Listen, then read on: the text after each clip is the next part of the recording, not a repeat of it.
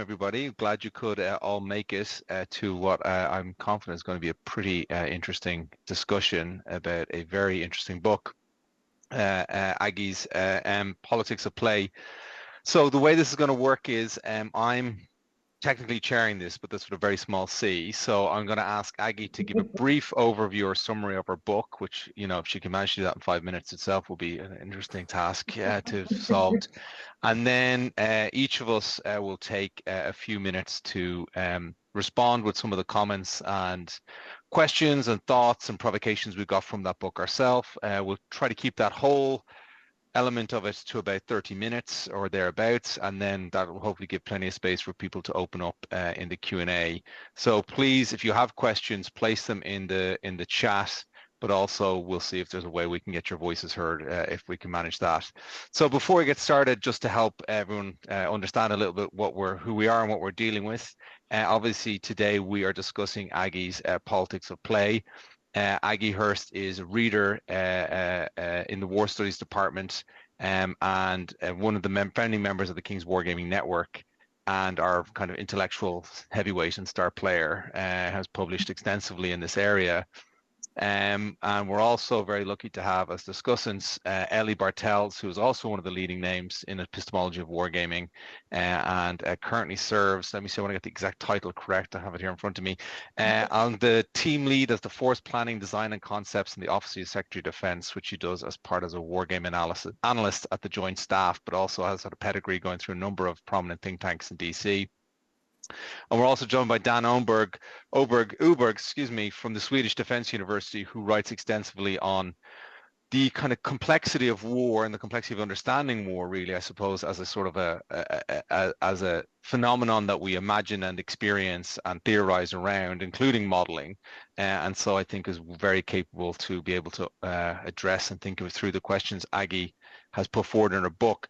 Before she summarizes it, I would just like to, for the viewers who may or may not be aware of this, I think this book is a very important contribution, not least because, in my estimation, this is the kind of first significant academic piece we have in the wargaming canon now. We have some very important and prominent books in wargaming. Obviously, people like Peter Perla or Phil Sabin, and there's Graham Longley Brown. There's a lot of titles that many people in this chat would already be aware of.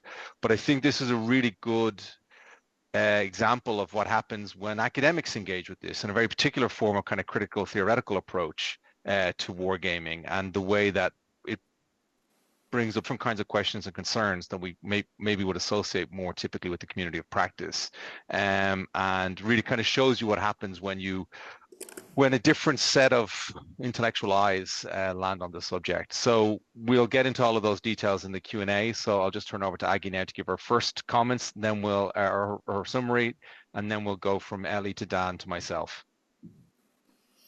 That's brilliant. Thank you, Davey, for that very generous introduction, and thank you all for coming. I can see we've got 57 odd people involved, so it's fabulous to have such a turnout. Huge thanks from me.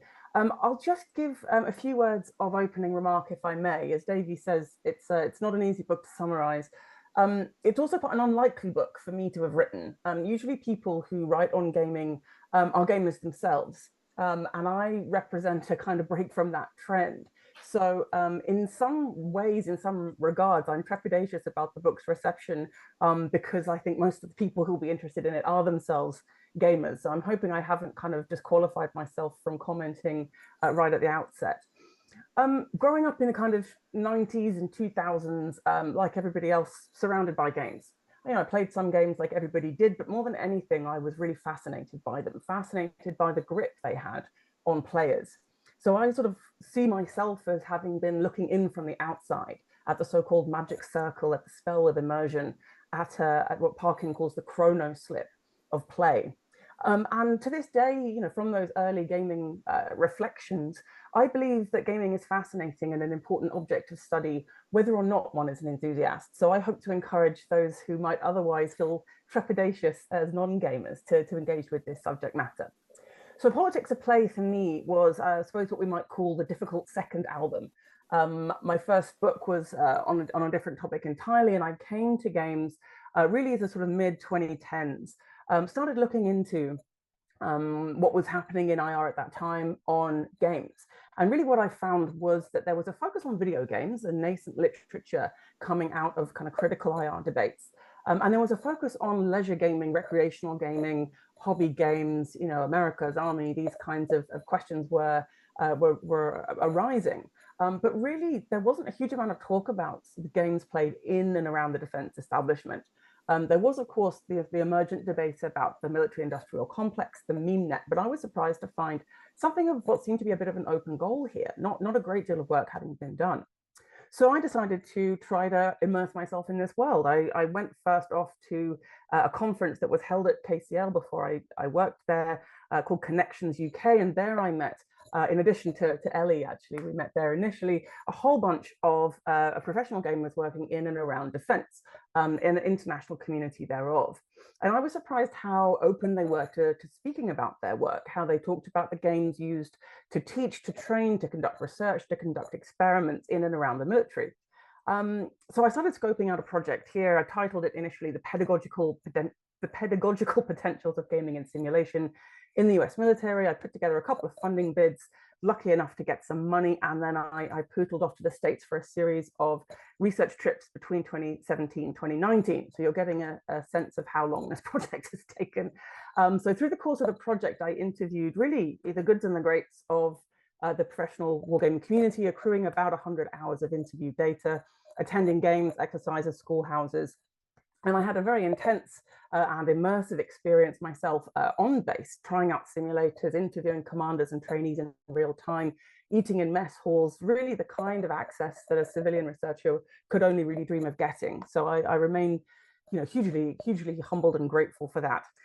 Basically, what's happened in the intervening years is I've published a series of articles on this, and of course, the book Politics of Play is the sort of hopefully, at least at this stage, the major contribution. So I won't keep talking for too much longer. Suffice it just to say briefly what I hope the book seeks to do or achieves in doing. Hopefully I haven't driven too many readers away by excessive engagement in philosophy. That is a problem I have. I'm seeking help for that. But I hope to offer something to professional wargamers, to hobby gamers, to scholars of IR and security with an interest in popular culture, theorists of fun, theorists of immersion, theorists of play. Just to summarize briefly the key claims, what I'm arguing in the book really is that there has been a kind of 10-year-long renaissance in US military wargaming, and that wargamers during that time have claimed for their craft a series of purposes. They can recruit, they can educate, they can train, they can be used to conduct research and so on. But the debates that I was encountering and the data from the interviews showed that there weren't that many questions being posed around some of the more normative and human-centered effects of gaming. How does gaming kind of impact upon those who use them, who are trained and taught by them? So I wanted to try and get at these. I wanted to think about how games harness and direct play in ways that are productive of military subjectivity. I wanted to think about how things like victory conditions and this winning imperative that we're so familiar with in games can be used to cultivate what's called synthetic experience and instill military doctrine. I wanted to get at these questions of the state of immersion, that kind of dream-like immersed play state that we hear so much about, and how this can be used to produce certain kinds of muscle memory and of reflexes and so on. So arguing, essentially in the book, what I try and argue is that games are really a powerful element of how warfighters are produced in the digital age. So I hope to encourage people in IR to think about games beyond the recreational sphere. I hope to reintroduce the study of play to academic debates, a very under-researched topic, actually, especially since the gaming kind of revolution of the 21st century. And I hope more than anything to encourage reflexivity and critical thinking as part of gaming. One thing I noticed even as a kid was how even quite ethically or politically engaged people wanted to ring fence games as somehow apolitical. It's what we do on our downtime. It's fun. It should be relief. It should be release. But games are always political. They are political in their design, in their assumptions, in their uses, in their capacities to instill lessons, to instill skills. So I want to not be a kind of party pooper. The idea here is not to police games or to ruin anybody's fun, but it is to think more deconstructively about who we become when we play. As Debbie Lyle, I think, really interestingly put it at a panel conference at one stage. She asked the question, where do we go when we play? And that sense of sort of fractured or interrupted subjectivity. Can we think more about a game's incentive structure? What is it encouraging us to do? Can we think more about the assumptions that have been woven in, even unconsciously or subconsciously, by designers, by sponsors? How much more can we get out of games than their initial or explicit intent? Can we begin to treat games more as artifacts to be decoded? And can we do some work to interrupt the smooth running of the closed systems characteristic of Baudrillard's era of simulation? I'm going to stop there. Just give me 2 more moments to just offer a few words of thanks. I owe the professional gaming community a huge debt of gratitude for the access they granted me, for the interviews. The project simply wouldn't have been possible without them. It's also true to say that the access and the warmth and the hospitality I was offered went far beyond what you would normally expect or hope for as a researcher. People drove me about, they took me for meals, they hosted me on base. It was a truly immersive and truly warm experience. I'd like to thank my academic colleagues at KCL, Davey, our illustrious academic director of the Wargaming Network, Anna, our other fabulous managing director, Ivanka Barzashka, Phil Sabin, Anna, James, and everyone involved in the establishment and hard work of the network, who have really been tirelessly seeking to put wargaming on the academic map over the last years. My thanks to the British Academy and the Leverhulme Trust for the grants and fellowships that funded the project, to Tom Hooper, to James Bridgman, and to Marion Mesmer for the mountain of transcription they managed to wade through, to Dave McBride and to Sarah Ebel at OUP New York, Dom Egan at Rubrica for his proofreading, Darman B at Nugent for the copy editing, Neil Bousfield for granting permission for the use of his fabulous artwork, My Dream Still, the Sentry on the cover, and to all my friends, colleagues, and those who have put up with me over the years, inviting me to put on talks, inviting me to take this out and road test it, and to my gamer friends for putting up with endless curiosities and questions, which they must have found most irritating. Thank you ever so much, and back to you, Davey. Great. So yeah, so thank you for that summary of kind of what motivated the project, and kind of I think what you've done here is you've helped to, I think in the broadest sense, give us a sense of what this is about. I mean, it's right there on the title, but it is the politics of play, right? It's the kind of, it's that area that we either don't think is there at all, like you say, we don't think there's politics there, or it kind of gets blown past in the discussion and isn't really sort of interrogated to a significantly meaningful depth. And I've some thoughts on this, but let's turn over to Ellie to see what her initial thoughts or questions or comments you have on the book are. Yeah. First of all, I've got to start with the default comment that I'm not speaking for DoD or my current role on the Joint Staff, et cetera, et cetera, et cetera. But I think maybe positioning myself is actually important in this case, because in some ways I am the subject of this book, right? And so reading this as somebody who, is sort of being interrogated, and it was a really fascinating conversation. And so what I tried to do was to sort of examine my own reflections in kind of the same critical lens that Aggie's inviting to apply more generally. And one thing that I found really fascinating was that there was a strong tension for me between complete agreement with the sort of what I take as maybe the central normative claim of the book, that we need to be taking player agency more seriously in our work, and we need to be elevating their role as sort of co-producers in it, with a number of sort of specific tensions with the sort of specific descriptive claims that are made in the book, and trying to think through why I frame my own work differently. And I should also say, in doing this, that I am definitely a sort of a minority perspective within the professional gaming field.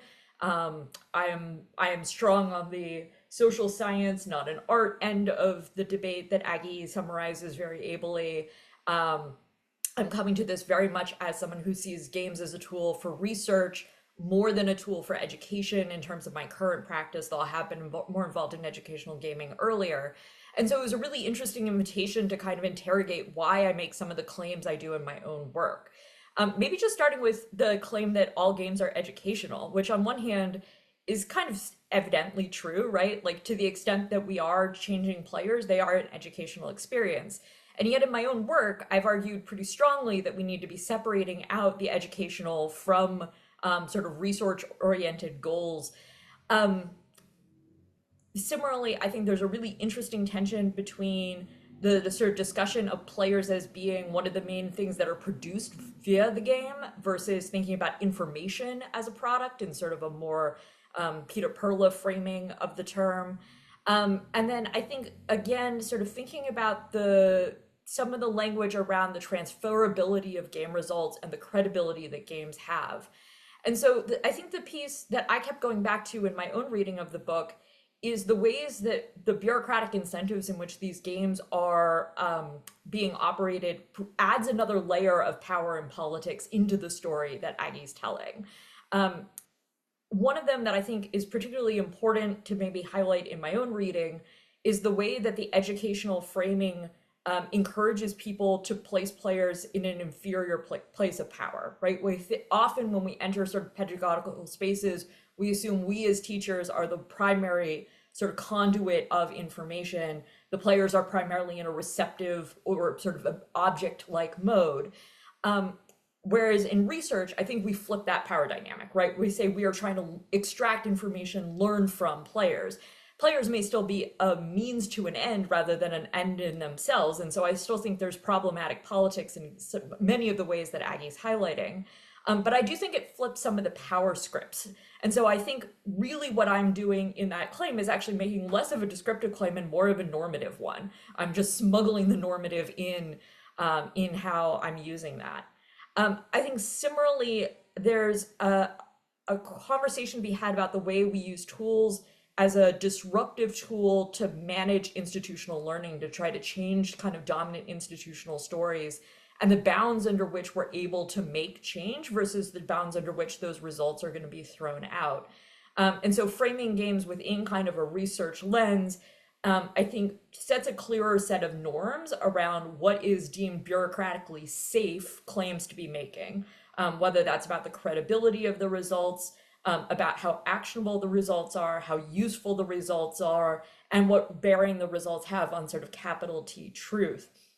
And so I'm really interested in thinking more about how we can use some of the lenses about those sort of power dynamics that are being pulled out in the more philosophical sections of Aggie's work to try to interrogate sort of how much are those claims being made basically, are we using rhetoric that sounds descriptive but is really doing sort of more normative work here, or are we actually kind of making sort of a fundamentally different claim? And my suspicion on reading it is really that more of what we're doing is bureaucratic argumentation and sort of managing the institutional dynamics.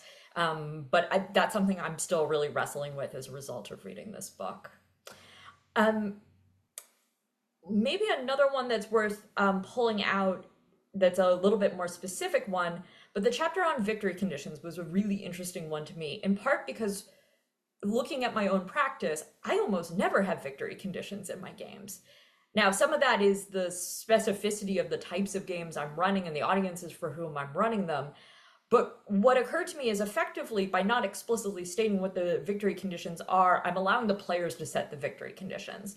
And so thinking again about sort of the mechanistic ways that we can empower players to take more ownership over the rules of the game, that struck me as maybe one potential example of places where the specific dynamics and mechanisms that Aggie's calling out could receive more attention. Similarly, and this is one, Davy's work has highlighted as well, is the role of the facilitator. And this is one I keep picking at because I absolutely agree with both of your insights that facilitation is this incredibly important tool in the story that professional gamers tell, except that we don't seem to theorize about it even a little bit at all, or even offer practical advice on what good looks like beyond kind of common sense things. And so this book is sort of yet another call that that's a missing piece of the puzzle that we need to be digging at more. And then maybe one final puzzle that I want to put out. I was struck as I was reading that, particularly in the philosophy section, player was often used in the singular sense, the player, a player. But one thing that really strikes me about most of the games that I'm involved in is that we're almost always dealing with groups of players, and what we're actually interested in is group decision-making processes. And this is something from my own more academic work I've found really interesting, is because when you go into sort of the psychology literature and start looking at decision-making literature, risk understanding literature, it really is all focused on the individual, and very little of it deals with group scaling effects. And so thinking about sort of what are these philosophical claims about power and about relative balance of power between the designer, the sort of intermediary game staff, the player, the sponsors, how do those change when we think about players as a group rather than as individuals? And so those are all places where I think there's some really fruitful sort of avenues to continue to interrogate. And so this is a really exciting book, not only just in the sense of something folks should be reading now and thinking about their own work, but in terms of prompting, I think, a really giving people lenses to kind of dig further and kind of build a community of scholarship, which I think is something that the gaming community has really lacked before. We've, in the same way where there's sort of only a couple of highlighted pieces, there's a very small community, and we haven't had that sort of mechanism of institutional building on itself that we get in a lot of other fields. And so I think this book has a lot of promise in sort of instigating that conversation.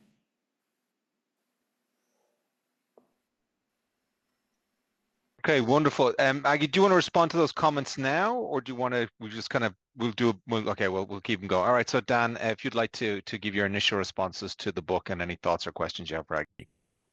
Thank you so much, and thank you, Aggie, for inviting me to be part of this book launch. I'm very happy to be here. Let me begin by saying congratulations. I think this is the first time I heard of this project in 2018, I think, when I ran into you, Aggie, at the command post exercise in a very small town in Sweden. And here we are 7 years later, getting ready to discuss this final finished product. So that's wonderful. I'm going to say a few words about the book, talk about some things that emanated from reading it, and end with some questions. But before I do, let me emphasize how much I enjoyed reading this incredibly rich and interesting piece of work. I read this as a book that speaks to mainly three themes. I understand it goes well beyond that, but to me, it was obviously a book about playing war games and what it means to play war games. It's also a book that draws heavily on critical theory, continental philosophers like Derrida and Baudrillard. Finally, a book about the military training, military ethics, and PME, professional military education. So the book really speaks to someone like me, who is a hobby wargamer, who has spent the last 20 years reading Baudrillard and teaching at a defense university. And I think you connect these themes so nicely. And I must say, reading it, I learned a lot about war games, but also continuing what Ellie just said, about my own experiences as well, I think. I've seen firsthand, working at a military university, how the use of war games have become increasingly relevant, and I think your book really contextualized this change for me. I would say 20 years ago, war games were quite neglected in PME, and often even viewed with suspicion. Then around a decade ago, there was, at least here, an increase in the use of games as a pedagogical tool, often for practical, economic reasons, and often in kind of a piecemeal fashion, thanks to the enormous efforts of particular gamers. And if you compare this to the present, when play has become an integral part, I think, of most military training and education. But it wasn't until I read your discussion about a renaissance in wargaming beginning in 2014 that I began to sort of understand this trajectory, how it came about, and how it ties into other parallel developments that you also discuss in the book, like the third offset strategy in the US, shifts in approaches to gaming, and so forth. So I think the book really manages to shine a light on a slightly neglected, I could call it, I think, disruptive technology that has helped to kind of reinvent PME, but whose impact goes well beyond the remit of military, of the military, I would say, and continues into the world of politics as well. So I think the book shows this really well.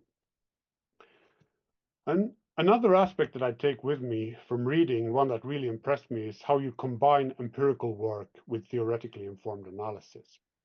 if we consider the empirical dimension, you said you collected over 100 hours of interviews, right?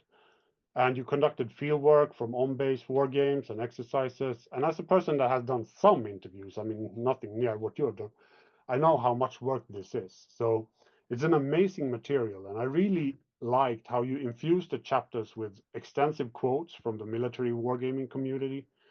You allowed them to speak at length, something that gave their arguments the necessary depth, I think.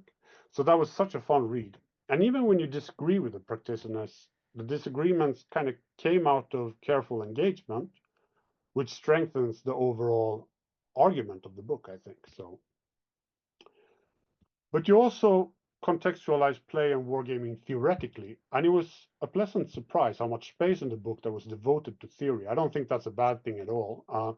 And I say this, and I don't know if people here agree, but to me, the trend right now, and has been for some time in IR and critical IR, is to move away from theory, from abstract and difficult French thinkers, from biopolitics, from isms, focus more and more on the empirical dimension. Nothing wrong with that, but like practices, material objects, those kind of things. So I think anyone, for example, who studies an ISA program from 10, 15 years ago and compares it to now will easily notice this difference, right? So theory is sort of retreating into the wings and empirical analysis taking the center stage. So I really loved how you took the time to situate the argument to a genealogy of plays that goes through the ancients, Heraclite, Plato, Aristotle, continues into Kant. I expected someone like Schiller, the thinker who thought play completed man, and Nietzsche, of course, whose whole philosophy is based on play and creativity. But you also go through Heidegger, Gadamer, Derrida, of course, and not to mention the secondary literature on play in philosophy. So super impressive, and a genealogy which really gives richness and depth to like the more empirical aspects of the study as well. So to sum up, what I take from this book is how it speaks to a number of contexts: the gamer, the critical theorist, the military life well, but also how it approaches research theoretically and empirically. There's a saying in English, I think, go deep, not wide. But I think if there's one thing that your book shows, it's that it's indeed possible to go both deep and wide. You just have to do a lot of hard work. Anyway, let me end this with some questions. I want to begin with a question that I've been wanting to ask a wargaming specialist for some time now, so I'm sorry for that. But it's one that centers on how wargaming conceives of or mediates war. So let me just unpack it very, very quickly. One of the first books to analyze how war changed due to simulation was John Baudrillard's The Gulf War Did Not Take Place. And as many of you would know, the Gulf War became known as the video game war. Baudrillard's book sets a tone for a debate in IR and elsewhere that emphasized the virtual dimension of war. And you also draw on this debate, like James Derrida's work, for example, in the book. And key, I think, to this debate was this idea that simulation had become indistinguishable from war itself. Wargaming and other simulated media played an integral part in how war was planned and how war unfolded. So what begins with the Gulf War then is a devaluation of this real Clausewitzian war, a war between enemies for political gains. Hence the title of Baudrillard's book, The Gulf War Did Not Take Place, at least not a war. But this begs the question, in what way do war games mediate or define war? It's one thing to say that the virtual dimension is important, but it's quite another to address how war games conceive of war. For example, what kind of knowledge of warfare is produced through gaming? The military often speaks of train as you fight, fight as you train, but what is this thing that they are training for? In short, in your opinion, what does war in wargaming stand for? And if we try to sort of crack this term open, what comes out? What emerges? Is it war as we know it? Is it potentially something different? Is it something that enables us to challenge our conceptions of war? So that's my first question. And my second is about the future of wargaming. And this is a two-parter. I was curious as to how you see recent trends in military policy and military technology impacting wargaming. For example, I don't think it has escaped anyone that the present international security situation is changing, right? And the US Defense secretary has emphasized the need to focus US military efforts on what he calls lethality. And I think we possibly are seeing a shift away from a more liberal way of war that focused, for example, on protection of civilians in favor of more unrestrained warfare. Do you think this shift will impact how the military uses games for training? Moreover, and this is the second part, what do you make of the rising importance of new technologies, such as military applications of AI, for example, in wargaming? AI is currently being lauded as a medium that increases the speed of decision-making, targeting, and there's been calls for using AI as an aid of wargaming by incorporating AI capabilities in games. For example, by pairing AI-enabled systems with humans or as a tool to validate player decisions or whatnot. So I was just curious as to what you make of these new trends and whether you think they will be important factors for future wargaming. Thank you.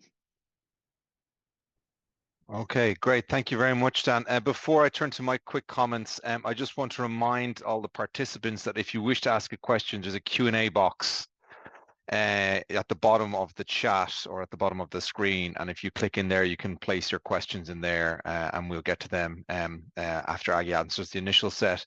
So I'll try to also be brief, though. I mean, I have so many questions here. I'm like highlighting them as we're talking to make sure I don't ask too many.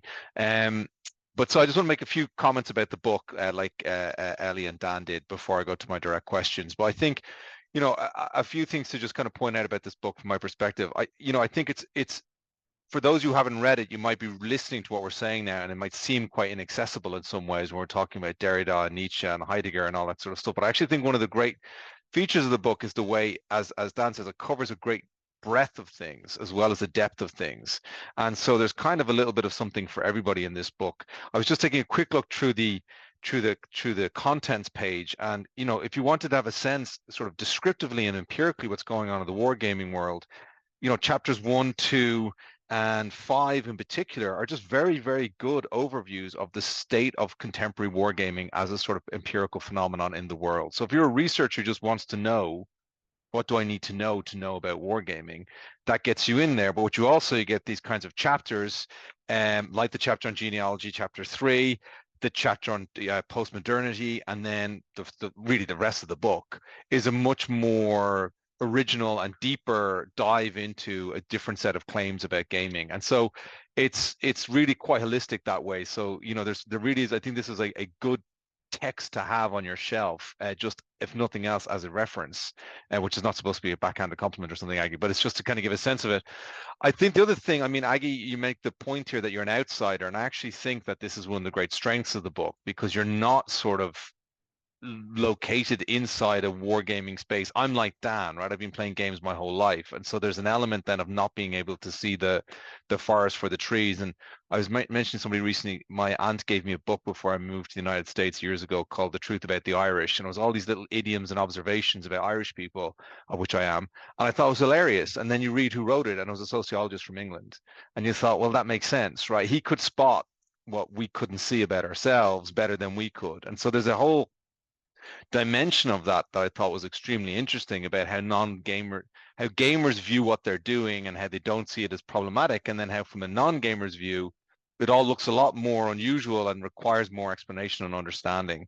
And I think in particular what's very interesting here is this idea about what's going on in the moment of participation, right? This I mean, this is where you get into your philosophical discussion, but this really what's happening at the moment when people are playing, like where do they go?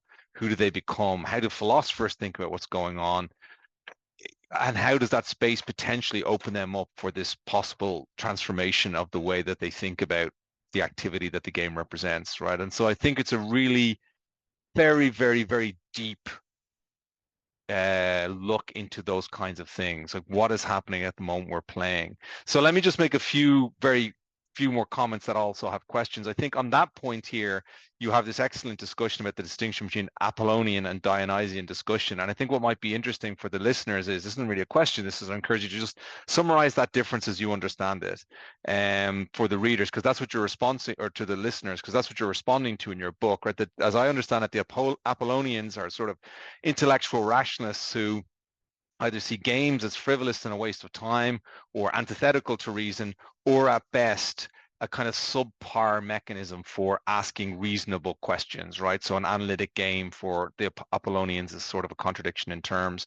Then on the Dionysian side, you have this gaming as a personal, subjective, self-affirming, self-actualizing activity that, you know, might be very valuable to the participant, but is probably not going to be a tool for exploration of something else beyond of itself. Maybe that's an unfair summary. And then you've come in with this third version. And when I was reading your version, I'm just going to actually summarize, if you don't mind. I'm going to quote it so the listeners all know what we're talking about. You kind of advocate for what you call a deconstructive play. So it's on page 138 of your book, where you say the deconstructive play mode set out in this book inherits from the Dionysian an emphasis on festival, fun, and freedom, but supplements this with a thoroughgoing critical reflexivity aimed at exposing and challenging the enduring hierarchies and inequalities we encounter in games. And when I read that, the first thing I thought of was a jester. All right, you know, as somebody who's playing and then also identifying all of the things that are happening in the king's court. I went and looked up what's the Greek equivalent of this, because I'm reasonably au fait on Greek myth, and I was like, they don't really have a trickster god. It's Hermes, but he's not really a very trickstery god by comparison to, say, Loki or something like that. But you're sort of doing here a hermetic approach where it's like, I'm having fun, and also that exposes something, rather than is a waste of time or it's just a kind of personal endeavor. So it's a very interesting framing and contribution, I think, just that discussion. So just a few actual specific questions, and I'll have to move on quickly, but you have this kind of core argument about hyperreality, that games are these kind of hyper-real spaces. And the way it's often presented in the wargaming literature is these hyper-real spaces allow for critical thinking. And I think what you're doing here is you're suggesting that actually what they do is they allow for essentially the kind of, you know, the creation of new subjectivities in the participants, so that they actually become transformed by their experience, rather than we think about it, they actually can become transformed. And so I guess one of my questions here is, you know, you kind of map it out a little bit in your book. Well, when do you think there's variation on this? I think, you know, one of the responses professional gamers would say is that might be true of sort of more rigid or training games, but that's probably less true of the open kind of seminar style games, and that those are the ones that encourage more critical thinking. Now, I know you have some responses to that in your book, but I'd be curious to kind of hear you work them out a little bit more here as well. Related to this, which kind of reflects my own interest at the moment intellectually, is that I think one of the things that you see in more open seminar style games, and this gets to Ellie's point about what she sees herself doing in her analytic work, is what you actually have is the existence of multiple subjective models in people's heads. And part of what these kinds of seminar games sort of do is they start to pour those out over a map and watch them collide and combine. Now, that doesn't mean there isn't power present, obviously, but I think it does strike me as a slightly different view than one of there's a model or a hyper-real experience. In some sense, you know, the most recent seminar game we ran was the production of a new hyper-real model, where we're all trying to figure out, well, what happens when a climate scientist talks to a US foreign policy specialist? What do they agree reality might look like when their models are merging? So I just wonder what your response would be to you know, it's similar to Ali's question about what happens when we talk about players rather than player. What happens when we talk about models rather than model? And as a side point on this, it strikes me that this whole argument, although it's obviously very sort of left field and intellectually advanced, it has an unusually conservative claim in it, in that the video games are making our youth have bad thoughts, right? I mean, so I wonder how you respond to that kind of claim, because you're saying the gaming is changing people, which is typically a position that we associate with, you know, Al Gore's wife, rather than claims that you actually tend to hear on the sort of intellectual left. So it's an interesting place you end up. One final question here about deconstructive play. I thought it was a really, really interesting idea as this way of actively penetrating, as you say, the hyperreal by, quote, introducing tension, contradiction, and difference. I have two questions about this. One, though, is, you know, you kind of identify this as a mode of resistance, but isn't that something that in principle real games kind of can't do? Because if you're kind of encouraging this in a game, are you breaking it? Right, because you're asking him to kind of get out of the game and kind of keep identifying it. That's one claim. I don't know if that's necessarily true, but I'm just interested in what your response is. But also, do you have some ideas of how you think this could be practically done? I had some ideas which I can happy to talk about afterwards, but I'm here interested yours first. Like, how do you practically introduce deconstructive play? Because you say originally when I read your piece, I was like, oh well, you'll get this in the hot wash, right? This will come out in the debrief, and then you're like, no, that's not enough. So then how do we actually do it if we wanted to bring this into a game? But those are just my questions. I can already see the Q&As lighting up, so we'll let you respond to those any way you like, and then hopefully we can have the discussion from there. Wow, what amazing comments. And there's absolutely no way I'm going to be able to answer all of them or do even a few of them justice, not least because actually certain people on the call are much better placed to answer a lot than I am. But let me try to organize my thoughts. I will start with, I'll go in the order that people spoke.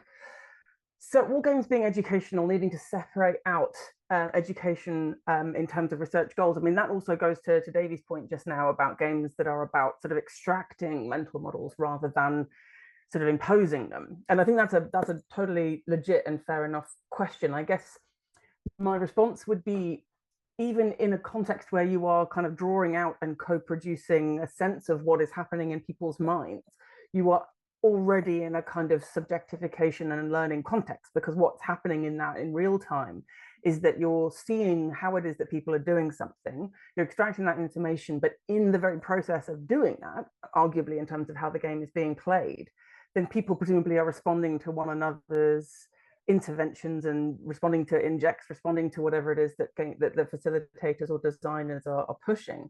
So I don't think they're mutually exclusive. I don't think it's a case of you're put together 1 minute and taken apart the next. I think part of this production of subjectivity has precisely to do with this sense of what's being taken out, what's being put in, what's being discussed. And you know, we think, I mean, I still wouldn't claim to really understand the multiplicity of learning and teaching layers that are going on. I remember walking around the Viking exercise where I met Dan, just being like just baffled, like, because there are learning levels and forms of communication and interaction going on that are part of the exercise that are completely unintentional, as well as all the stuff that's woven in intentionally. So just the trying to, I don't know how, you know, you'd need some sort of, you know, to go to Dan's point, some sort of, you know, AI or hyper sophisticated kind of input, sort of data input thing to try and get a grip on any of this. But I certainly take the point. And I worried when I was putting the argument together that really what I was doing was actually focusing more on educational games and maybe slightly overstating the extent to which some of those insights applied also to research games by saying that all games are educational. I do stand by that. I think that learning is taking place, but maybe I could have gone more into that simultaneity. I think it's a great point. Victory conditions. I think, so your comment there, Ellie, about thinking about how we give more power to the player to set victory conditions is well taken. But I think what I would say to that is, it's not any given specific set of victory conditions that I think are the issue. And it's not even about who's devised them. It's that games work only really through the drive, that the pursuit of some kind of victory condition. So my argument is less with any particular configuration of that and more about how does this kind of perpetual learning machine rely on this always illusory and unrealizable drive to win that seems to be precisely what gamers enjoy about games, and which I find entirely maddening and frustrating as an ambivalent and hopeless gamer. The role of facilitator, absolutely. We can't get onto that soon enough. One of my experiences at one of the games I went to is that, you know, actually you get adjudicators and facilitators who are very knowledgeable, but they don't engage in what we might call kind of critical or deconstructive thinking about their own assumptions. So they say, right, I'm an expert on, I don't know, Crimea, here's how it would go. And I think those of us who study any particular part of global politics or IR, you know, should be more cautious perhaps than that, because as someone was saying just before, Dan was saying just before, the landscape is changing so rapidly, none of the, you know, existing theories seem to apply anymore. Group versus singular players, not something I've thought an enormous amount about. I think because I'm thinking about this as deconstruction at the level of the individual sort of player as an exercise that they can do when they're encountering a game artifact. I don't know how that, I mean, my sense was that there would be lots of people doing this kind of individually in a sort of collective environment. But I think thinking about it, I mean, one of the things that has come up a lot in IR is the idea of using games, for instance, to teach IR theory. And one of the things that you could do, thinking about kind of group deconstruction is to think about taking a kind of gaming artifact that, you know, something like Risk might be quite interesting, and instead of playing it as the game incentivizes, play it from a kind of post or decolonial perspective. Think about it as a teaching mechanism where we can expose the imperial or kind of bellicose assumptions that have been coded in. So I think there are ways that this deconstructive enterprise could be done collectively in a teaching environment or elsewhere. I hope that speaks to some of what you were saying. Let me scoot up to Dan's notes. Brilliant comments, and thank you so much for such lovely reflections about the book. I'm delighted. I've always been a fan of your work, so the fact that you see some value in this is delightful. So I appreciate that. So yes, 20 years ago, games being sidelined, and it's great to hear that that the book tries to provide that context, so that, you know, gaming does have a sort of neglected history, I think, and it hasn't been told. I've also, in a different article, you know, tried to write up the history of gaming in IR, building on Chris Emery's work and others, because that's another kind of elided history. It's not just games in defense, but it's also games in our own sort of intellectual field. I'll just skip ahead to what you were saying about how wargaming sort of conceives of and mediates war itself, because I think that's really fascinating. And my initial thoughts to that are a fewfold, if you will. I think my first response is that in gaming, war seems to be inevitable, is the first feature. Perhaps that's the war in wargaming, right? That, you know, that it does what it says on the tin. You wouldn't be doing wargaming if you weren't presupposing war. But it presupposes war as an inevitability, and also oftentimes an inevitability characterized by an enemy, and an enemy that is exterminable. So there is this sense that there are the clear goodies and baddies, and we don't need to ask questions about the other side. It's also, I think, framed as a battle of wits. What you hear a lot in the gaming community is this idea of the fog of war, right? How do we try to regain some advantage or sort of be successful in our operations or campaigns or strategy under conditions of uncertainty, under conditions of high pressure? So it's a way to try to cultivate experience of war as a battle of wits under the pressure of the fog of war. And it's also, I think, a race. It's also a race to try to make decisions under those conditions in that sort of adversarial mode. Wargaming, I think, is paradoxical because wargamers oftentimes talk about wargaming as something vital to avoid war. So war is there in the game, but it's a sort of, it's a way of not having to do the real thing. But also, of course, wargaming is there to win wars. So it's both an attempt to prevent and an attempt to kind of succeed in that sense. One of the other elements of this that your question sort of poses, though, is what happens if we do away with the war in wargaming? There's been some interesting moves here around things like peace gaming. Is peace gaming wargaming by another name? Could the enemy be not a sort of exterminable other? Could it be, I don't know, something like a natural disaster where you have to, you know, succeed in a humanitarian mission? Or could it be, as some of the guys in class wargames have been doing, kind of unbridled capitalism? Could that be the enemy that we might sort of game around trying to get at? So I'm actually developing a new project currently, which is ironically enough titled Beyond the War in Wargaming, and trying to think very much. So I'm really interested to talk further with you about that thing that I'm now trying to take out, because perhaps there is much more to be said about the thing while it remains in. But yeah, thank you for that. Brilliant, brilliant thoughts. I think that's probably stuff around the future and developments in military tech. I mean, you know, I don't even know where to begin talking about current affairs, current developments. You know, we're living in times of genocide. We're living in times of, you know, extraordinary, unprecedented political devastation. And, you know, this is true both in places where, you know, these are familiar tropes and places where we would expect things to be happening otherwise. I know that wargamers are already feeling the pinch of what's happening in the States. We've had some updates from colleagues in war colleges and elsewhere that theses looking at wargames are being deleted, that funding for wargames projects is being cut. The United States has been really at the helm of wargaming for a long time, and it looks as though, you know, this renaissance may be in jeopardy. this sort of smash and destroy mentality, yeah, baffling and terrifying, and yeah, what else can one say?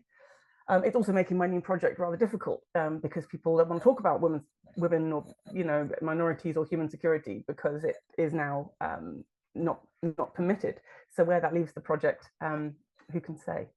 AI, I'm afraid I am hopeless on. I'm barely able to manage an Excel sheet, so you'd have to ask somebody better informed, but absolutely fascinating. What I can say is that I think all of the stuff around the speed of decision making is going to be one of those key areas where AI is going to come in. Of course, the concern there, much with student essays as, you know, military decision making, is that AI seems to be actually quite rubbish at the moment, and seems even more so than wargaming to just, you know, reaffirm inherited wisdom and common sense in a way that is oftentimes complete nonsense. So some way to go, I think, before that's helpful rather than a hindrance. I feel like I'm taking absolutely forever, but there were such great comments. I'll just try and jump into some of the things Davey said as well. Thank you also for your kind words, and thank you also, Ellie, I don't know if I said at the beginning, for your kind words. If it ends up on people's shelves as a reference, I'll be absolutely delighted. And it's great to hear that my outsider status isn't necessarily a disqualifying feature. The Apollonian and Dionysian play thing, you summarized the difference well. I think, you know, as an intuitive anti-rationalist, I sort of side with those who have traced and lamented the kind of malediction of play in Western philosophy. Play is the business of children or animals. Play is frivolous. Play is not political. Play is also to be restrained, to be feared, to be channeled into something more useful and you know, in the service of whatever it might be, philosophy, capital, who knows. And so, you know, that it's clear, I think, why I'm not affiliated there. The Dionysian is, you know, that's where I've often located myself as a sort of, you know, lapsed or kind of recovering Nietzschean in my thesis days and beyond. The problem for me with the Dionysian isn't its emphasis, as you said, on things like fun, festival, freedom, chaos, anti-rationalism. I'm all for all of that stuff. The problem is the subject. The problem is the kind of hero warrior, the Nietzschean kind of, you know, or sort of autocrat of spirit, not autocrat, what am I trying to say? Aristocrat, autocrat he wouldn't like so much, the aristocrat of spirit. Because the problem with that, I think, is we see it a lot in gaming and gaming culture, and we see it a lot in game design, is the idea that you, the hero, whether you're playing a first-person shooter or whether you're, you know, reenacting the battle of whatever, it leaves that and kind of cultivates that. And I think that doesn't do enough to take those elements of fun and festival and freedom and see what they can do critically, rather than just do for one's own sort of pleasure or self kind of heroization. I love this idea of the figure of the jester. I think it's perfect. And perhaps that says something about how the Dionysian has always actually had that political kind of commentary around it. But I think that's great. I'm thinking of, you know, as you say, of Pan, of the, you know, the Shakespearean kind of trickster, of Loki, of all of these trickster figures. And I suppose the question is, do they conform more to this self-heroized Dionysian figure, or do they actually somehow challenge what it is they're parodying in a deconstructive mode, even if it's not self-consciously done? Cool, thank you. Games as hyperreal spaces and thinking about the transformation of things. Yes, I think we talked about this before, the distinction between product and process games. I think, yeah, I'll stick with what I said before, that I think that extraction is also a subjectifying mode. I would hate people to think that I end up in a sort of policing video games are bad kind of thing. What I'm trying to say really is that it's not about what we play at all. You know, I'm not interested in saying X games are good or bad, or, you know, the youth is being harmed or anything like that. I'm much more interested in how we play. I think we should play everything. I think we should read everything. I think we should explore texts and artifacts of all popular cultural forms and beyond. But I think how we do that is crucial. And I think cultivating an auto-deconstructive, self-consciously critical way of engaging with these things, whether it's Doom or Call of Duty, or whether it's, you know, Go or whatever. I think that's the point. That's what I'd want to leave people with. I'll leave it there because we're going to go on and on otherwise. Thank you so much. Cheers. Okay, great. Thank you. There's already some questions in the comments, which we'll get to in a second, but I just think to kind of pull together some of the things you said there, I do think that one of the really interesting things that comes out of this book is that, as I mentioned before, that what it is that people are getting out of playing is really, really, really so heavily interrogated and thought through in a number of different ways. And it's just really interesting about this kind of empty space you enter. And that really resonated with me as a gamer, that, you know, you do care about the victory conditions, but you don't really, you know, you want to win the game, but that's not why you're playing the game. And I can't think about how many times I've set up a game and played it with a friend and we didn't finish.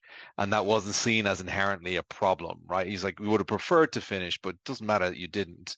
And in fact, that struck me as a way of, one of the ways of possibly putting in a deconstructive play element in which, you know, you mentioned how in some games they intentionally don't finish it, but what you could do is you could throw in something extremely left field that would upend a lot of the assumptions inside the game and then terminate the game and make the players go, how would you deal with all this stuff now that you never get a chance to play it? So I think that that's a really interesting, but I do think you also get really well at like what the kind of structure of gaming is getting out of this, right? All this discussion about how a lot of modern gaming, as you say, are these kind of power fantasies.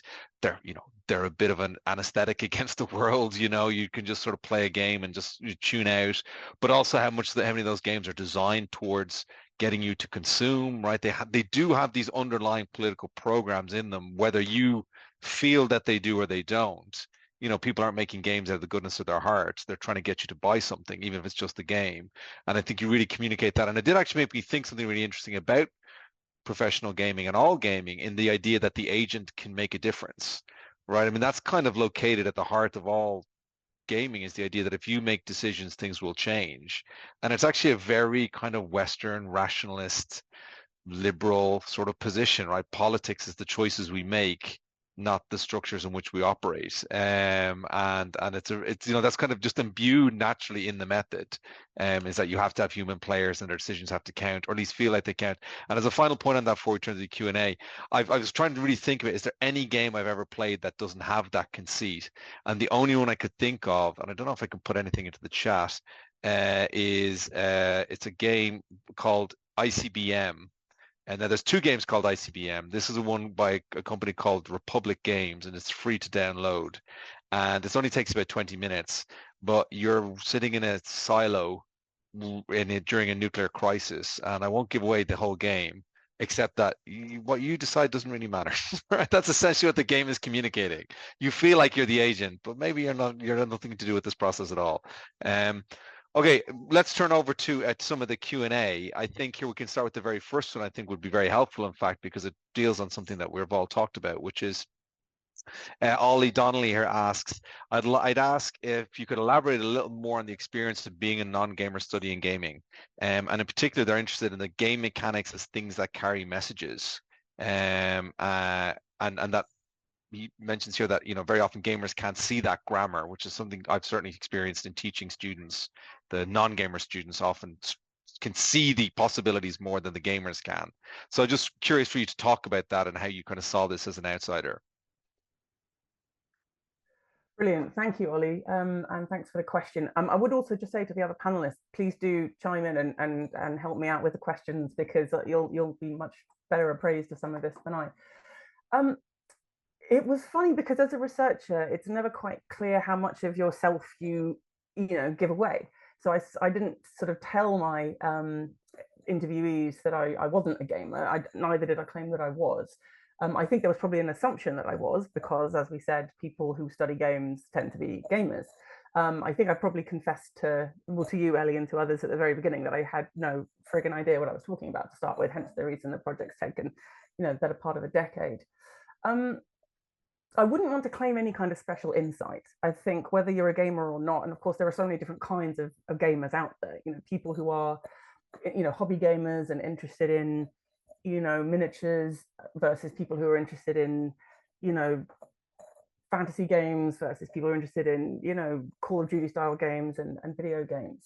I think my the reason I think it's very possible to have, people, I think if you find games intoxicating, then you kind of are a gamer. I think my trouble is I'm both terrible at games and terrible at losing.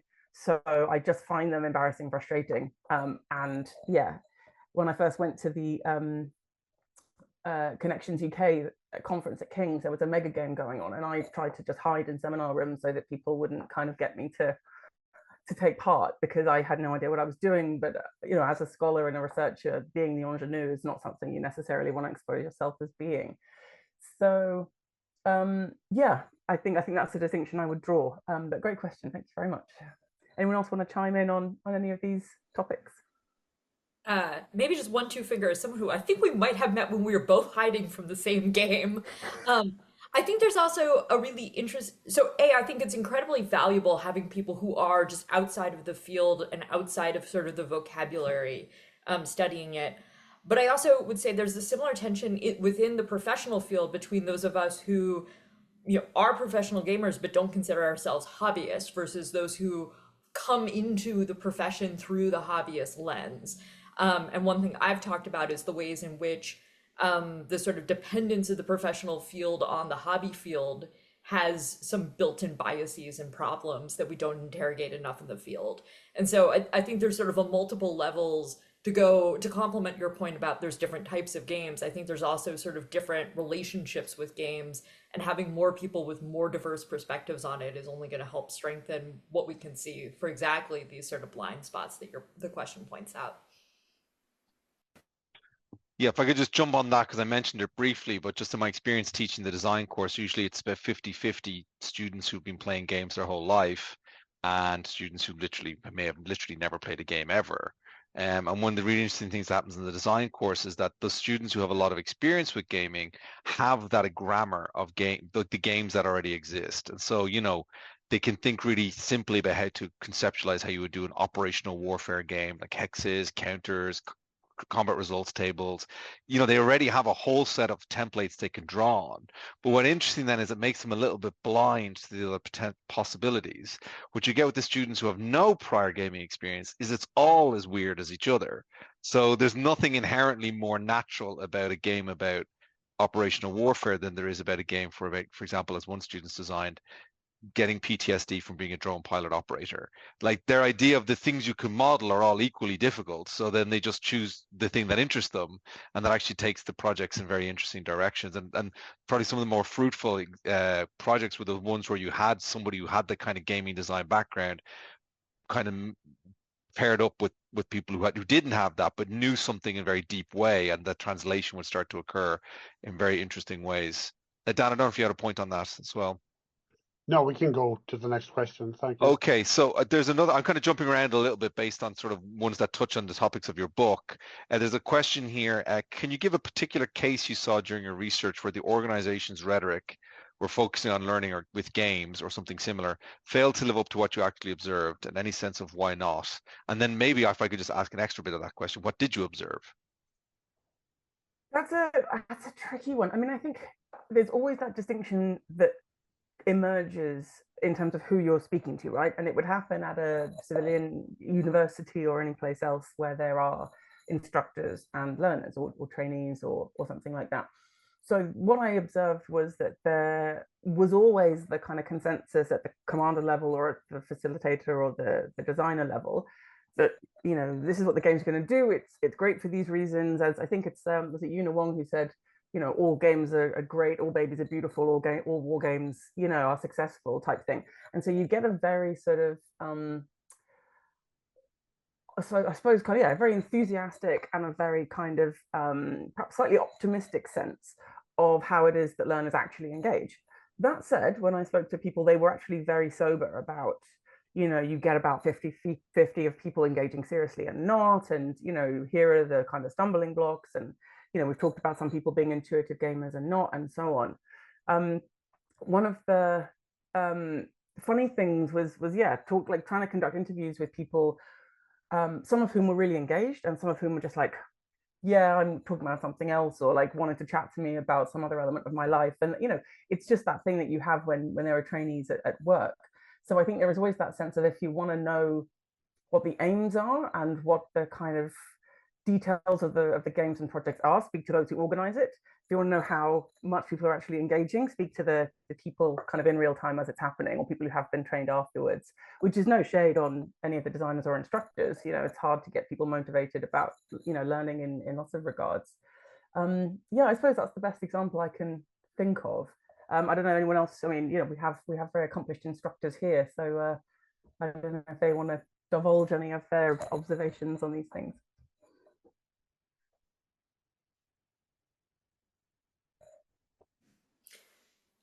Maybe just one, because it was a point I almost mentioned. It's another thing that I think when I talk about games for research, that the research is doing for me. I think you talk a lot in the book about how the field has really wrestled with how do you measure learning and what is the standard of learning that we want to hold. And if we move the goalpost from producing players to producing information, it gives me a metric that is much more gradable, right? If the game's purpose is to produce information that is useful to decision makers outside of the context of the game, that is something that bureaucratically is much easier to evaluate than the production of individual players and the kind of long-term impact that that has. And so I do think there's a lot of gamesmanship going on about, you know, sort of not just the sort of lack of willingness to recognize that the baby is beautiful, but just internal measurement problems and kind of bureaucratic incentive problems that really tie in here. And so it's definitely something I think the field needs to think more about. Because, yeah, right now we're not doing a good enough job. Okay, so there's another question here. This is kind of ties to Dan. Well, it's to Dan's point, but I think everyone here will probably have something to be able to say about it. To Dan's point regarding simulations as an avatar for warfare and the apparent global shift towards less constrained or unconstrained warfare, how do we leverage or balance the potential of simulations to, one, conceive the full range of adversary options and fully explore the potential effects of out-of-bounds actions that we can't explore in the real world, and second, avoid reinforcing unconstrained warfare as a legitimate option through the notion of play? Someone else want to take a stab at that? Because yeah, Scott, you've got me there. That is that's a $10 million question. I don't know. I mean, my chops on the design front are very limited. So I don't know if Ellie or David or Dan, you want to come in on any of that? I mean, I'm trying to operate all the screens here. Sorry. I think it's an excellent question, and if you have a good answer to that question, you kind of cracked a very difficult aspect of what it means to use war games to teach people basically to perform combat, and what role ethics plays in relation to that in PME as well. I think maybe speaks a little bit also to the difference between people using games to teach and people like me who kind of look at it from the outside, thinking about what consequences games has for war. But I think the reason that I asked the question was mainly because I really feel like I'm up against an almost impossible riddle when I think about it. So I would actually be very curious as to hear what the person who posed the question would say about it. But I'll hand over to you, Ellie, if you want to. I guess maybe my cheater answer is that I think this is part of the important work Aggie's book is doing in calling attention to the politics of what we're doing and the power dynamics of what we're doing, and that, you know, sort of these are not neutral artifacts that just exist in the world. I think maybe the best place I have to point you is actually a old colleague of mine, John Emery's, got a really excellent piece looking at some of the historical games that were run in the 50s by the Rand Corporation and the sort of role that ethical thinking and sort of moral decision making was playing, not only in the eyes of the players but also in the eyes of the designers, and the way that the gaming process was really kind of making people think hard about, you know, he's interested in sort of nuclear use and limited war, which I think is to some extent related to this question about unconstrained warfare. So I do think that it is something that is a live conversation and is something that, when I talk about games as being sort of a bureaucratically tractable tool, I think that that is one of the things games are tractable at, is making people think about ethical choices and making them confront and sort of process what is going to be seen as legitimate and illegitimate.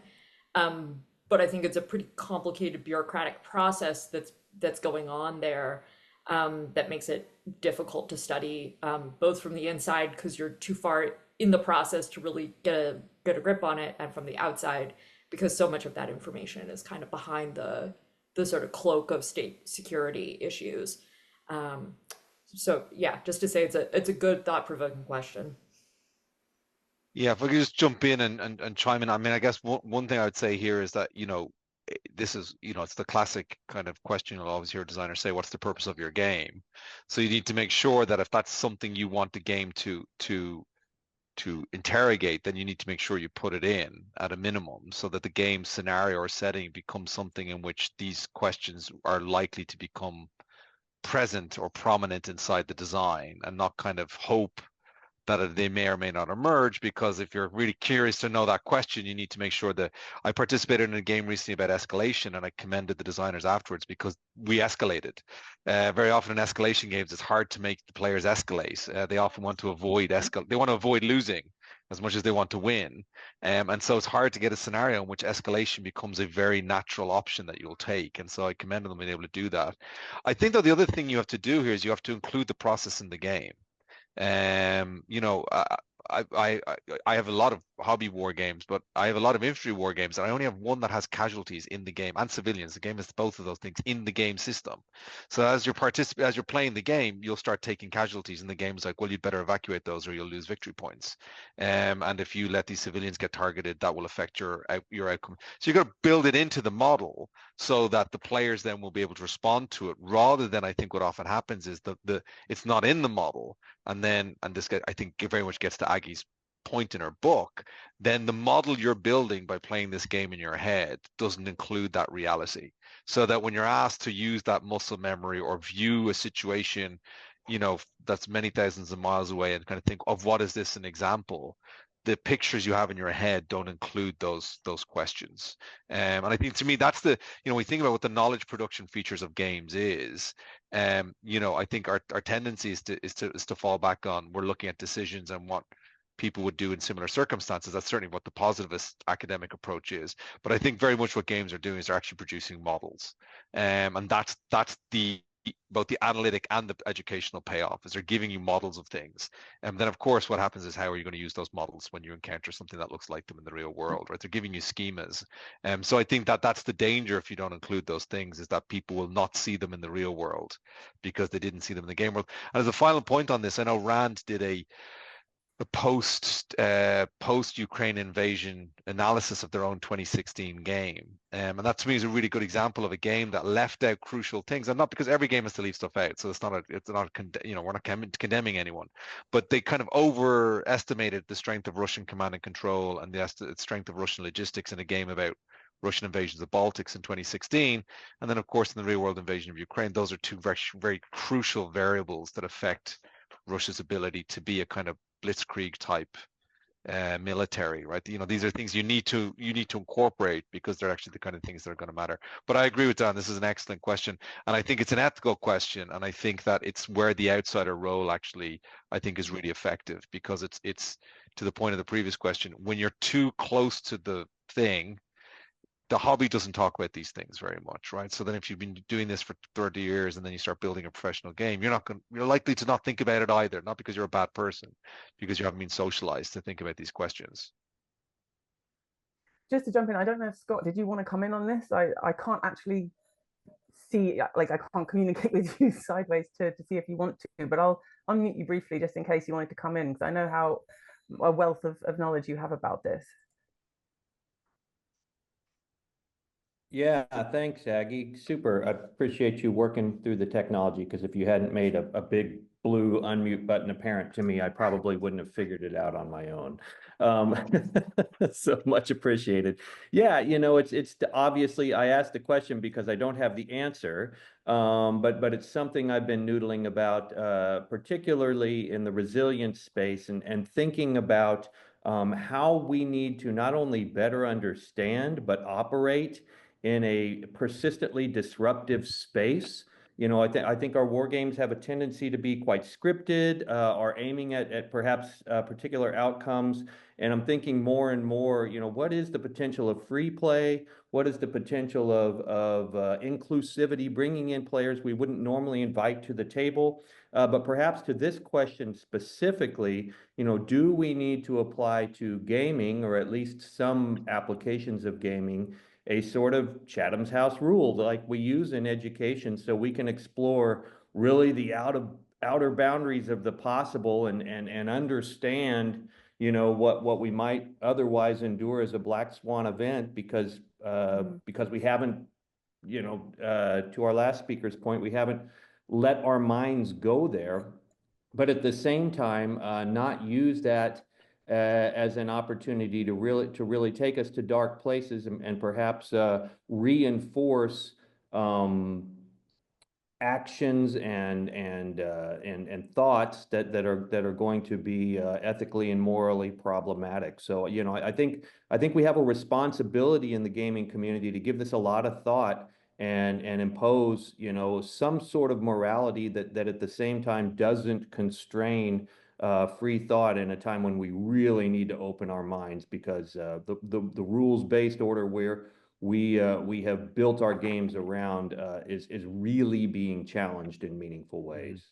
So I don't know that that was helpful in any way, but sort of an articulation of the struggle I'm having as I think about how I can use games better in my work. Over.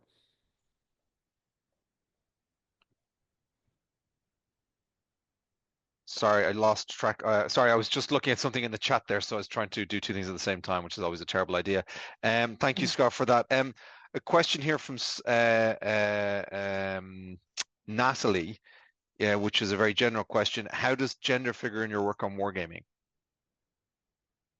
Thanks for the question, Natalie. I was alluding earlier to a new project which is starting to hit some initial roadblocks because of the apparent now unsayability of the term gender and women and a whole bunch of other things over in the States. So this new project I'm working on with a fabulous colleague, Paul Kirby, who's at Queen Mary University of London. He is a gender specialist and has worked for about a decade on the women, peace and security agenda. And together we're kind of joining forces to put together a project, as I said, called Beyond the War in Wargaming ? And as part of that, we've been trying to conduct interviews with people around the women, peace and security agenda, around gender more broadly, around minorities, around protection of civilians, and a whole host of other kind of related topics. And yeah, we started our interviews about 3 weeks ago. A number of our interviewees have, for very defensible and justifiable reasons, kind of not followed up. We've had, some quite troubling communications with some colleagues and institutions who are saying essentially that it's not appropriate for them to be talking about these topics anymore. So that's an issue. I mean, gender is, more broadly speaking, is fascinating when it comes to wargaming, partly because it is very male and very white and quite, shall we say, mature in its majority population. And that was quite interesting as a woman researcher going into various spaces. Mostly what it seems is, I mean, there are some fantastic women wargamer colleagues, designers, facilitators, people active who were brilliant with interviews. And there is a brilliant women's wargaming network out in the States. There are others dotted around. I think I came across one from Turkey the other day as well. And so there is, there are these debates about kind of, women in wargaming. There are questions of kind of representation. There are questions of what does it mean to have women players as well as women designers? Do you end up with different kinds of results? I think my research partner and I are also really interested in the question of where has gender always already been in wargaming? It's not like women turn up and suddenly gender happens, right? Like gender, as we know, is ubiquitous. It's always already there. It's there in the absence of diversity, another word that I'm told we can no longer say, and so on. Yeah, it was a funny one. I mean, I very much experienced myself as a woman more acutely than otherwise, on, you know, just because of the sheer number of, of men around, right? Going on base to big, you know, command post exercises, you know, probably the most intense ratio of men to women I've ever kind of been around. And that was fascinating. And people were, yeah, kind of, it's just a funny one, because there are lots of things you can talk about and some things you can't talk about. And if you're a woman talking about gender, you've kind of brought the gender, and that's not always something people want to talk about. So it's actually really great that I'm working with a male researcher who is a gender specialist, because that's actually kind of messing a little bit with some of the expectations among interviewees when they understand what our respective academic backgrounds are. But yeah, just some examples there, but something there is a huge amount of work to be done on. And it looks like some of that work will have to not focus on the States for a while, but other, you know, partners, NATO partners, maybe, you know, a lot of great stuff happening up in Sweden. Certainly one of the first encounters with gender I had was at the Viking 18 exercise in the context of a CPX, where there were kind of women, peace and security and other kind of third sector grassroots and civil society groups modeled in with an interest in civilian and gender, and a very articulate colleague from the Red Cross kind of speaking about protection of civilians. So yeah, some really awesome work happening there already. Yeah. Great. I'll stop talking now. We're running out of time as usual. Yeah, we actually are lucky here. I've been sort of answering some of the questions in text because they're just a little bit more sort of very narrow, specific ones, and also some people are just offering citations. So I'm saying thank you for that. But so we have one question here left, which I think again we can open up to the wider set of discussants as well if they feel like they've got answers.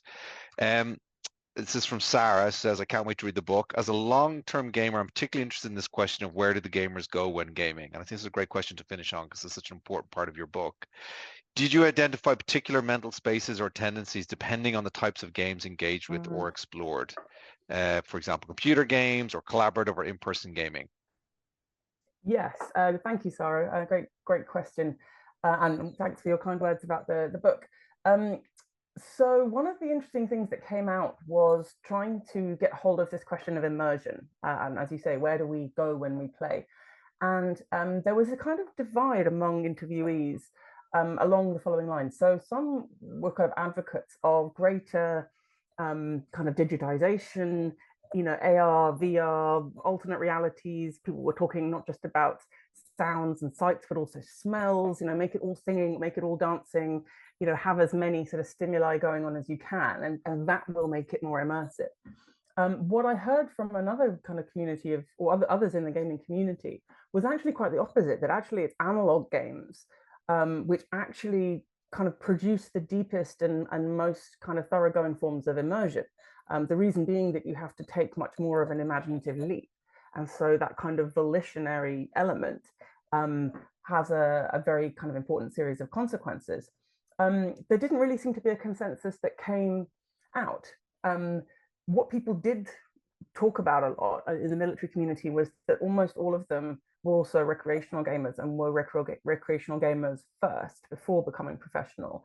And that for many of them, their decision to join the military and their sense that they would be good in the military had to do with the cultivation of these kind of mental experiences, these kind of capacities that they had learned through gaming. So people would say, you know, things like, you know, I was a better decision maker because relative to my peers because I had done this so many times already in a game.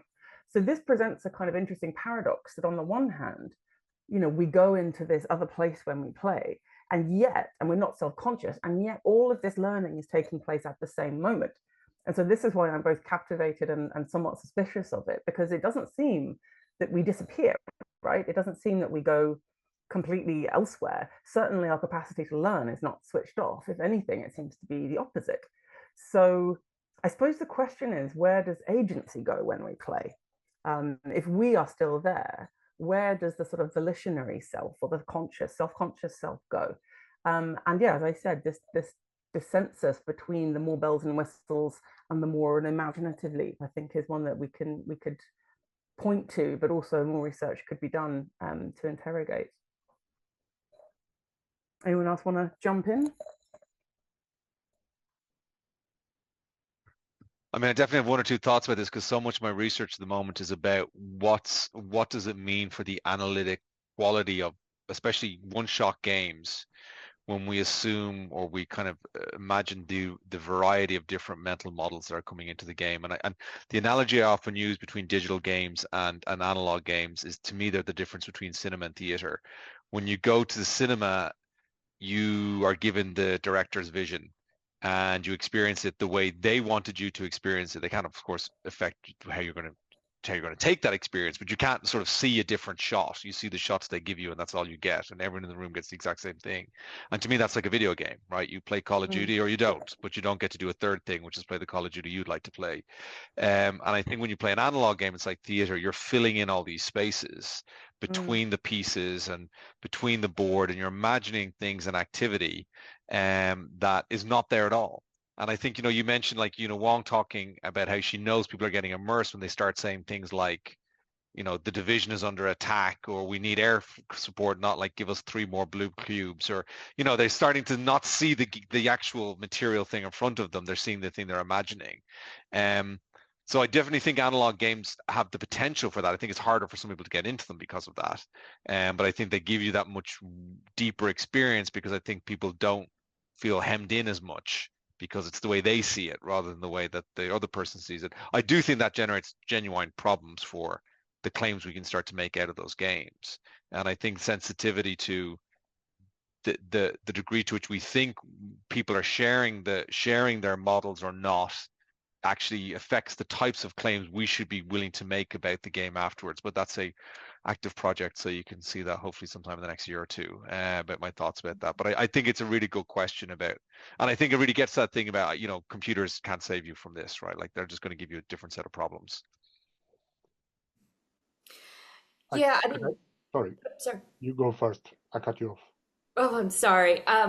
Just quickly, I mean, I think part of it also has to do, if I think about this practically, I think there's when I'm trying to invite people to come in this kind of deconstructive play mode that Aggie's describing, the pieces of my own experience that resonated most strongly, where I was like, yes, I think I got to what she is advocating for, are almost all moments where players have basically put down the tools of the game and said, this is wrong, you have it wrong, and having to break out of that and interrogate what about it is wrong, and what would right look like, and how do I get to right, or to sort of push back and say, okay, actually, I've heard you, and here's the analysis that I can back up using other approaches that's going to show you why it is the way I've modeled it, and putting it into the sort of that more critical lens is always sort of prefaced by this moment in which the immersion breaks. And that sort of putting down of the game and saying, no, that's wrong.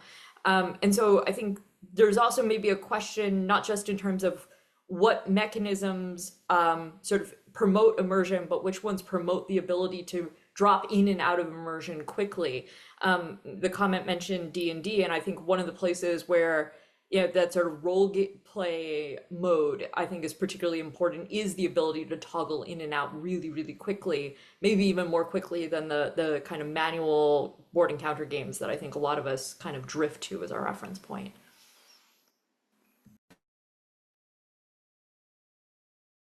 I'm not a gaming analyst, but a war studies scholar, and I've done some work on exercises, and I think for me it sort of brings up the same type of questions that we have been discussing today. And I think the question that I would ask is not so much where does the gamer go when gaming, or where do you go when you exercise, or where do you go when you train, but where does the game or the exercise go when you log off? There's a nice story about the motion picture The Matrix, which was a film that was influenced by Baudrillard, which is a theorist that I drew upon a lot. But apparently the directors asked Baudrillard, whether he would be interested in being part of the second Matrix, the second movie. And he said no, and they asked why, and he said The Matrix is the type of movie that the Matrix would make about the Matrix. And I think it's a brilliant response, and that is to say that I'm not so much interested in where do you go when you game, but can you actually log off the game? Or is the time when you log off, is that when you get immersed in what sort of the consequences of the game really are? Is that when the grandma of war that you think through is coming with full force, because you kind of think of reality as the place where you have sort of logged off from that hyperreal space where you're immersed into the game indirectly, so to speak. Yeah, if I can just leap in on that, a great point, and I totally agree. And I try to sort of talk about this in one of the chapters. I borrow from, gosh, I forget who it is now. I borrow the idea of the forever war, and I talk about the forever game. And arguably, I think that's, it's the meta. We talked about the mega game. Perhaps this is the meta game that we're now kind of in. Is that, games, the effects of games don't stop when you stop playing them. And that's both true, I think, of the subjectification processes that I've been trying to talk about, but the kind of collective momentum and collective kind of the phenomenon of gaming has fundamentally altered the phenomenon of war, as we've been talking about. And so there is no outside now. There is no end of the game.